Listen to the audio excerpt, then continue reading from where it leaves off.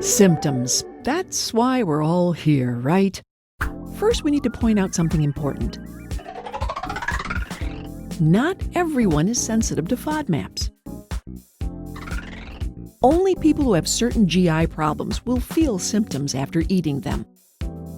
For example, people with irritable bowel syndrome, or inflammatory bowel disease, or functional bowel disease often have a hard time with FODMAPs. But if you're watching this, you're most likely sensitive to at least one of the FODMAP groups. Here we're going to cover the two biggest causes of symptoms.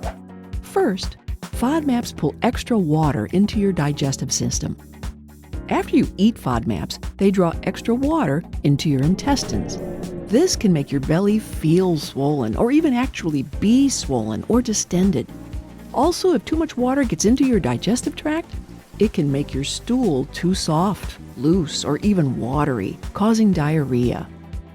So that's the first thing FODMAPs have in common. They pull in extra water.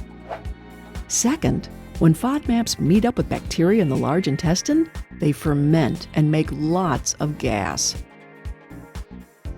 This is Norm.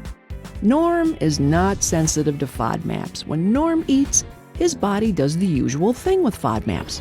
Some get broken down in the small intestine, and some do not. Those that don't may make it to his large intestine, also called the colon, where most of our intestinal bacteria live. Bacteria ferment the sugars and cause gas.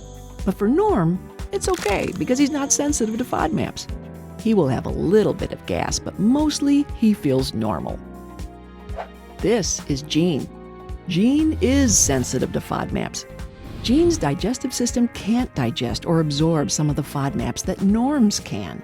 For Gene, more of the FODMAPs travel undigested into the large intestine.